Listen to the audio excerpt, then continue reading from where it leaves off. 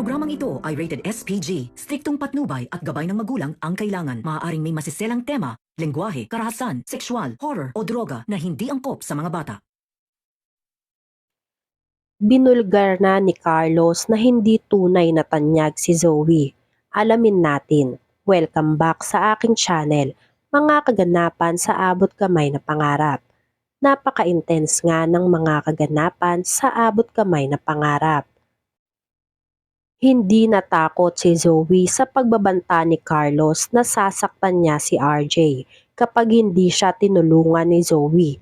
Kaya no choice si Carlos kundi bantaan si Zoe na ibubunyag ni Carlos na si Carlos ang totoong tatay ni Zoe. Nagimbal si Zoe sa pagbabanta ni Carlos pero hindi pa din nagpatinag si Zoe kaya nilabas na ni Carlos ang alas niya. Sinabi ni Carlos kay Zoe na pinatay niya ang isa sa mga nakakaalam ng lihim nilang dalawang mag-ama. Dito na nga nagimbal ng husto si Zoe kung sino ang tinutukoy ni Carlos na pinatahimik ni Carlos para hindi mabunyag ang sikreto nilang mag-ama. Pinilit pa aminin ni Zoe si Carlos kung sino ba ang pinatahimik ni Carlos para lang hindi malaman ang sikreto nila. Sinabi ni Carlos na wala na si Doc Lindon at nabawasan na ng isang tao na nakakaalam sa sikreto nilang dalawa. Kaya matakot daw si Zoe kung sino pa ang isusunod nito. Halos manlumo si Zoe sa nalaman niya. Pinagsabihan niya si Carlos na bakit ginawa niya yon kay Doc Lindon. Dito sinabi ni Carlos na nagpunta sa kanya si Doc Lindon para sabihin na aamin na niya lahat ng nalalaman niya tungkol sa mga sikreto nila. Kaya inunahan lang daw ni Doc Carlos bago pa mahuli ang lahat. Hindi makapaniwala si Zoe. Matagal din itinago ni Doc Lindon ang sikreto nila. Tapos ay hahantong din ito sa pagkapaslang kay Doc Lindon. Samantala, isang alaala na naman nga ang nag-flashback sa utak ni RJ. Naalala ni RJ ang siblingship DNA result dati na pinagawa niya kay Dr. Fidel. Hindi lang klaro lahat kay RJ kung bakit at sino kay Annalyn at Zoe ang naaalala niya na pinatest niya para malaman ang DNA results nito. Kaya hanggang ngayon ay pilit inaalala ni RJ ang mga karugtong ng alaala na bumabalik sa utak niya. Nagpunta si Lynette at Annalyn kay RJ. Nagpapatulong si Annalyn na mahanap si Doc Lindon. Dahil hanggang ngayon ay hindi pa din tumatawag si Doc Lindon kay Annalyn. Hindi sanay si Annalyn na walang update si Doc Lindon sa kanya. Kaya naman pinatawagan ni RJ kay Annalyn ang Dubai Conference Room para makampante na ang loob ni Annalyn para malaman na din nila kung nakarating na si Doc Lindon sa Dubai para sa aatendan nitong meeting. Pagtapos tawagan ni Annalyn ang kasama sana ni Doc Lindon sa Dubai. Nagimbal si Annalyn dahil wala daw si Doc Lindon sa Dubai. Ni hindi din daw tumawag at nag-text ito sa kanila na hindi ito makakarating sa conference meeting nila. Kaya lalong kinabahan si Annalyn na baka may masamang nangyari na kay Doc Lindon nang hindi nila nalalaman. Lalo pa at wala itong update kahit isa. Lalong tumindi ang pag-aalala ni Annalyn kung saan na ba napunta ang kaibigan niyang si Doc Lindon. Kaya hanggang sa makarating ng hallway si Annalyn ay nakatulala lang ito. Napansin ni Doc Kim na tila may problema si Annalyn dahil parang wala ito sa sarili.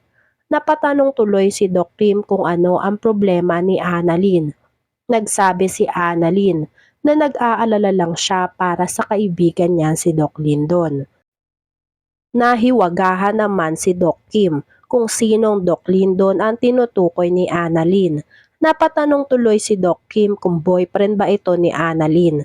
Pero sinabi ni Annalyn na kaibigan niya lang si Doc Lindon at nag-aalala siya dahil ilang araw na simula nang umalis daw si Doc Lindon ay wala pa din itong paramdam. Kahit isang text o tawag ay walang natanggap si Annalyn mula kay Lyndon. Samantalang dati ay palagi lang nagpapaalam si Doc Lyndon kay Annalyn. Sinubukang i-comfort ni Doc Kim si Annalyn para malubos na ni Doc Kim ang pagtulong kay Annalyn. Ay nagsabi siya na tutulong siya sa abot ng makakaya niya para mahanap ang kaibigan ni Annalyn na si Doc Lyndon. Nang sa ganon ay hindi na mag-alala at malungkot si Annalyn kung sakaling makita na nila si Doc Lyndon. Bumalik si Annalyn sa loob ng conference room. Dito niya nakita si Lynette at RJ na nag-uusap. Maya-maya, biglang may tumawag kay RJ. Nagtataka si RJ kung bakit unknown number ang tumatawag sa kanya. Pero kahit naman ganon, hindi naman kilala ni RJ kung sino ba talaga ang tumatawag sa kanya. Ay sinagot na lang ito ni RJ. Agad namang nagtanong si RJ kung sino siya at bakit napatawag ito kay RJ. Sumagot ang lalaki sa kabilang linya na wag na daw itanong ni RJ kung sino siya at ang itanong na lang daw ni RJ kung sino talaga ang totoong anak niya.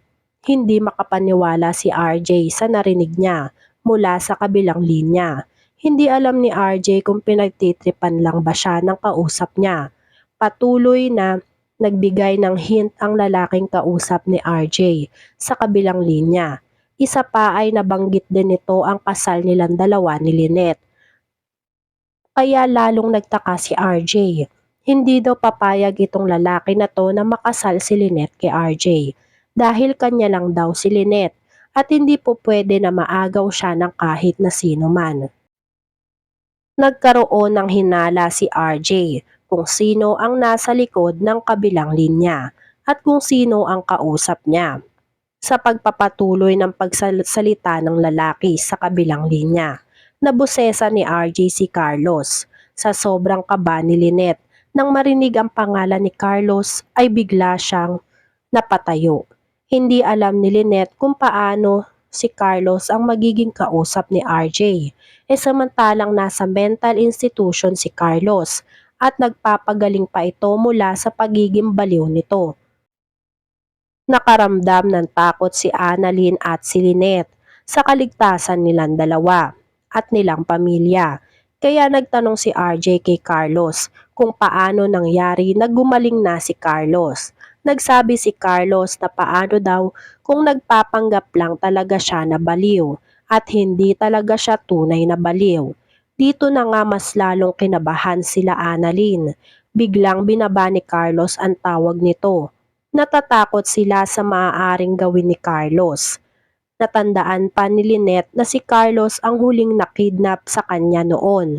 Kaya napagtanto ni Lynette na baka si Carlos din ang nagpupumilit at kagagawan na sumama ng mga lalaki nung bridal shower niya na si Carlos ang mastermind kung bakit siya sinasama ng mga lalaki. Matutulungan kaya ni Zoe si RJ na makaligtas kay Carlos? Yan nga ang mga kaganapan at mga dapat nating abangan dito sa Abot Kamay na Pangarap. Kung gusto nyo pa ng mga gantong klaseng video ay mag-subscribe at i-like itong video na to. Maraming salamat po. I got you!